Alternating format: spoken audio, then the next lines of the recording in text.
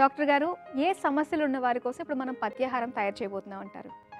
ఇవాళ ఏంటంటే మూత్రాశయ సంబంధమైనటువంటి గానీ, లేకపోతే మూత్ర సంబంధమైన సమస్యలు గానీ, అంటే మూత్రంలో ఇన్ఫెక్షన్ ఉన్న వాళ్ళకి కానివ్వండి, మూత్రం వెళ్ళటంలో ఇబ్బందిగా ఉన్నటువంటి వాళ్ళకి, మూత్రాశయంలో రాళ్ళవి ఉంటుంటాయి, కిడ్నీ స్టోన్స్ అవి ఉంటాయి. అలాంటి సమస్యలు ఉన్నటువంటి వాళ్ళు ఎవరికైనా సరే ఉపయోగపడేటువంటి ఒక మంచి పథ్యాహారాన్ని తయారు చేద్దాం.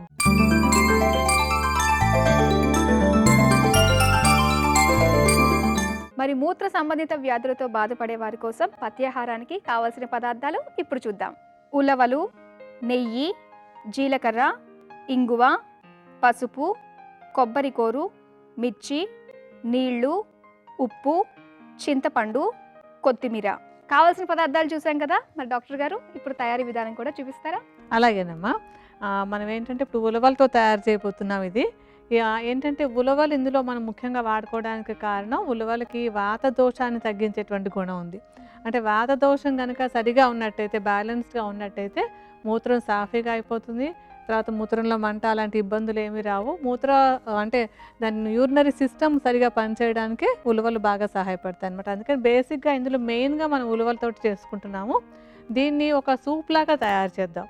ఇది తయారు చేయడానికి ఏంటంటే మనం మొట్టమొదటి చేయాల్సినటువంటిది కొంచెం పోపులాగా వేస్తాం కదా, జీలకర్ర అవన్నీ వేసి అది మొదలు పెడదాం. ముందు కొంచెం బాండీ పెట్టి స్టవ్ వెలిగించండి.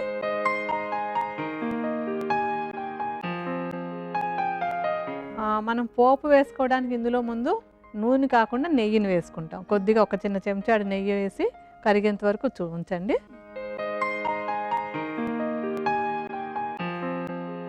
అంటే ఇప్పుడు మనం ఇందులో జీలకర్ర వేస్తాం, తర్వాత కొంచెం ఇంగువ, పసుపు, మిర్చి ఇవన్నీ కూడా వేస్తాం. అయితే ఇవన్నీ కూడా రుచికే కాకుండా అంటే జీర్ణశక్తి కూడా చాలా బాగుండాలి. ఇచ్చింది ఏదైనా అరగాలి కదా, ఊరికే తీసుకున్నామంటే సరిపోదు, తీసుకునేది బాగా అరగడానికి ఉపయోగపడాలి. ఈ అరుగుదలకి ఇప్పుడు మనం ఇందులో వేసుకునేటువంటి జీలకర్ర కానీ, ఇంగువ కానీ, పసుపు, మిర్చి కారం కూడా కొంచెం మనకు అరుగుదలకి అవసరం అనమాట. ఇవన్నీ కూడా అరుగుదలకి బాగా ఉపయోగపడతాయి. కొంచెం కాగినట్టుంది కదా, చూడండి. కొంచెం కాగితే ఒక చిన్న చెంచాడు జీలకర్ర వేయండి, కొంచెం పచ్చిమిర్చి,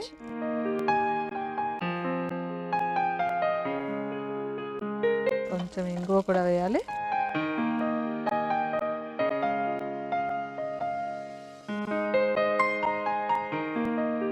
ఒక చెంచాడు కొబ్బరికూర కూడా వేసుకుందాం. కొంచెం బాగా వేగనివ్వండి.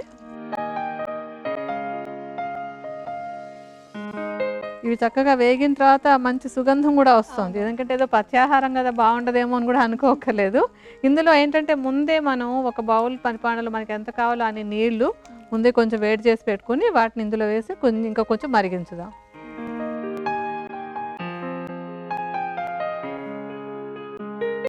తగినంత ఉప్పు కూడా వేసుకోవాలి.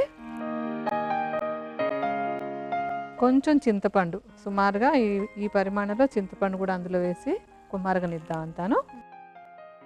అయితే పుల్ల పుల్లగా ఉంటుందేమో అనిపిస్తుంది. ఇది కొంచెం రుచిగా ఉంటుంది, అన్నీ కలుస్తాయి కదా, మంచి టేస్టీగా ఉంటుంది అనమాట. ఇప్పుడు ఉలవలు ఇందాకే చెప్పుకున్నాం కదా, ఉలవలకి ఏంటంటే వాతాన్ని తగ్గించే గుణం, తర్వాత మూత్రం సాఫీగా అయ్యేలా చేసే గుణం, ఒకవేళ స్టోన్స్ ఉంటే, కిడ్నీ స్టోన్స్ అవి ఉంటే వాటిని తగ్గించే గుణం కూడా ఉంటుంది. ఈ ఉలవల్ని మెత్తటి పిండిగా చేసేసుకోవాలన్నమాట. సో ఉలవ పిండిని తీసుకుని నీళ్లు బాగా మరిగిన తర్వాత స్టవ్ తగ్గించేసి చెంచాతో తీసుకుని కొంచెం కొంచెంగా అందులో మనం ఒక 4-5 చెంచాల ఉలవ పిండిని కలుపుకోవాలి. కలుపుకుంటూ వేసుకుందాం. ఇది కొద్ది కొద్దిగాను మీరు కలుపుతూ ఉండండి.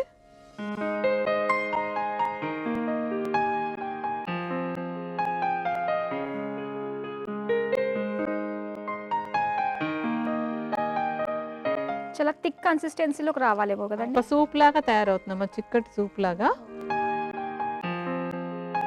ఇది కూడా మనకి నిలువ ఉంటుందంటారా? ఇది లేదు, ఇది ఎప్పటికప్పుడు వేడివేడిగా చేసుకుని వెచ్చగానే తీసుకోవాలి.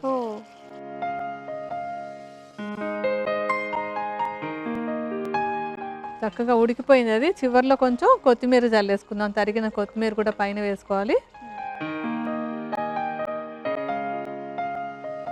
స్టవ్ ఆపేసేయచ్చు. ఇంకా చక్కగా కలిసిపోయింది కదా అంతాను. మూత్ర సంబంధమైన సమస్యలు ఉన్న వాళ్ళకి ఉపయోగపడేటువంటి పథ్యాహారం రెడీ అయింది. దీన్ని చక్కగా ఒక బౌల్లోకి తీసేసుకుందాం.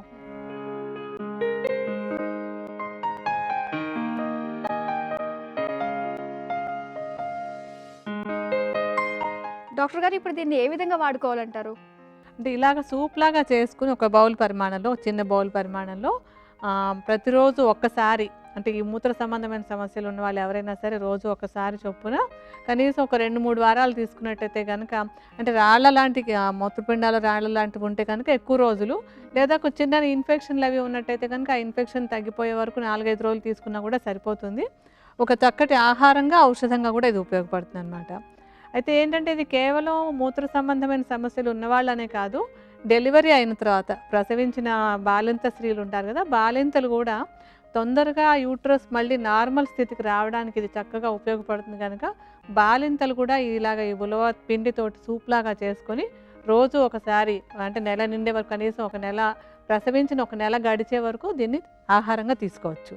అంటే ఏ టైంలో తీసుకోవాలి అనేది ఏమన్నా ఉంటుందా? అలా ఏం లేదు, రోజులో ఏదో ఒక టైంలో ఒక ఆహారంగా దీన్ని తీసుకుంటూ ఉండాలి.